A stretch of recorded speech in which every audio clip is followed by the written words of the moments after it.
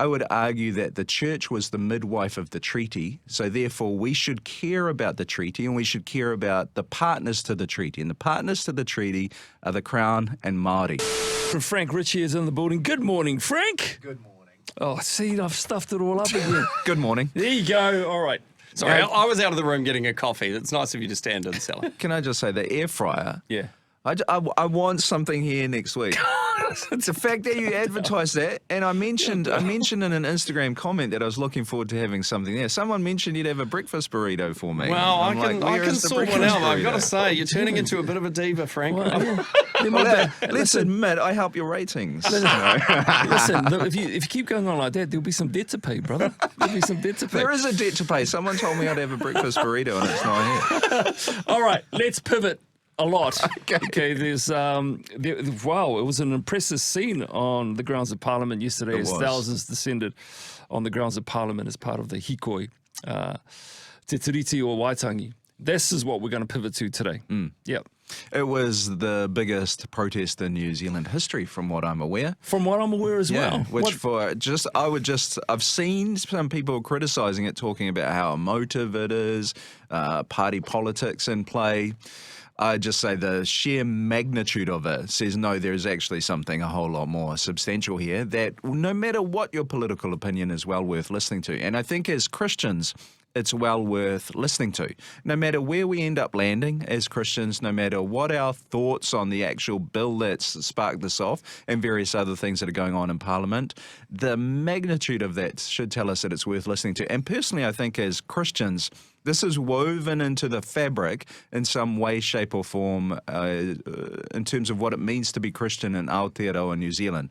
I think I'm a firm believer that that there's a way of being Christian in every single nation, that every single nation has an identity, and that God works with that identity. So therefore, there is a way of being Christian in the UK that is different from the way of being Christian in Brazil, that is different from the way of being Christian in the United States, that therefore is different from the way of being Christian in Aotearoa, New Zealand. Whilst the overarching truth is the same, there's an individual identity, I think, to be Christian in each nation. And in order to work out what that looks like, you need to track back through a nation's history and how the gospel came to be in a nation and how it's been woven in.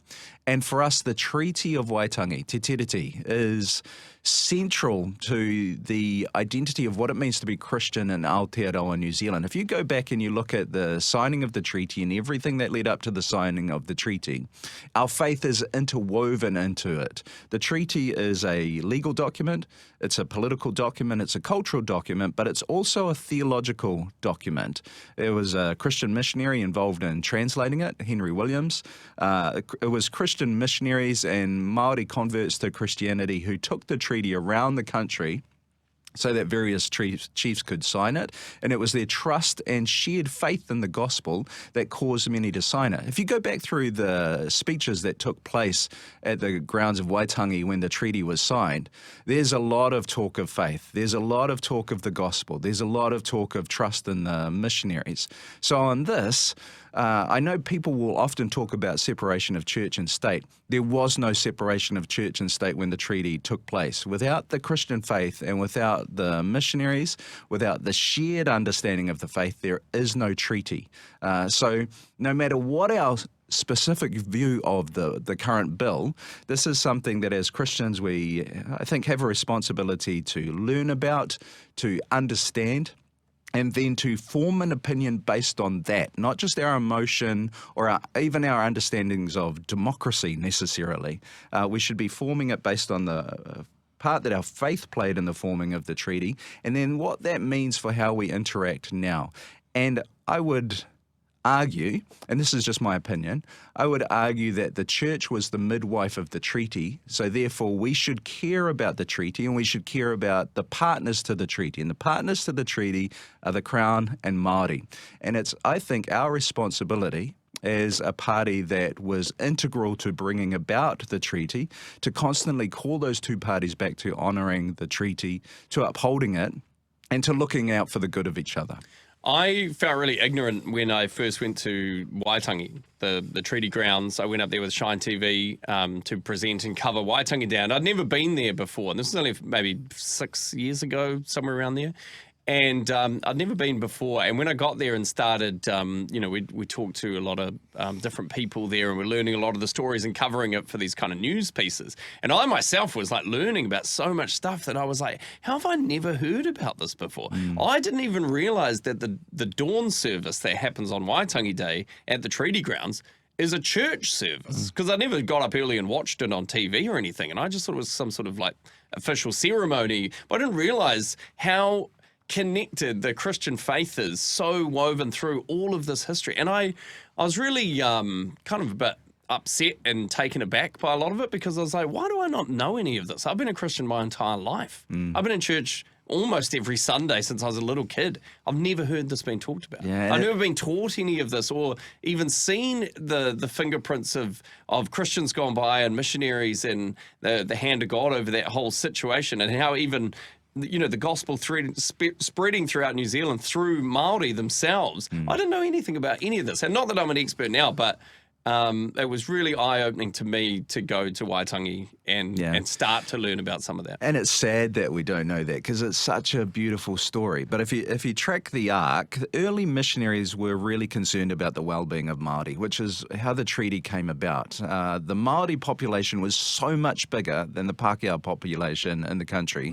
when the treaty was signed, which should cause us to ask questions about whether they really did cede sovereignty or not whenever that discussion comes up, because it just doesn't logically make sense that they would have. But again, I'm venturing into personal opinion there. But over time, as more and more boats landed in New Zealand with settlers, they came with ministers. They came with church ministers, and that because those church ministers were coming over with settlers, they were dedicated to the settler populations. So when the treaty started to be broken really early on, those very early missionaries lamented that, pushed it back against those who held authority. But over time, we start seeing the church become more and more silent as the ministers started serving the settler populations rather than their chief concern being about the good of Māori. And so over time, you see the church going quiet on this, and a whole lot of abuses being allowed to happen that have left deep wounds in our national identity, but deep wounds in the relationship between Māori and the church as well, which is why I think we have a responsibility to know the topic, to care about the topic, to care about the treaty, again, as a theological document as well, and then to make our decisions based on that. I think you've opened up a lot of people's eyes and hearts, talking about the Christian relationship with the Te Tiriti, which is very, very encouraging. And speaking of encouraging, I know this has been very divisive for our country. If anyone's watching any of the news coverage over the last couple of days, or last week or so, there are elements of divisiveness. But it was really encouraging just standing back and looking at the unity within the country as people descended upon Parliament yesterday. So I was just a little bit encouraged, regardless of where you're standing at the moment.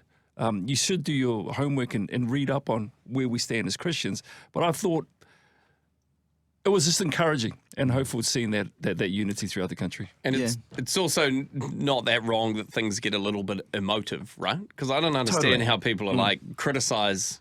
It's very emotive. I'm like, because it's important. It is. It's anything that's important gets people's emotions riled up because it means something to everyone. So sometimes of course it will. And sometimes to get to that place of reconciliation, as we talked about forgiveness earlier, and sometimes to get to that place where things have been reconciled, you've got to go through some pain first. Yes. Thanks, Frank. As always, actually, you can read Frank's article around this via his Substack. And how do people get a hold of that? Frank Ritchie, Ritchie with the T, frankritchie.substack.com. We'll catch you next week, Frank. Thank you.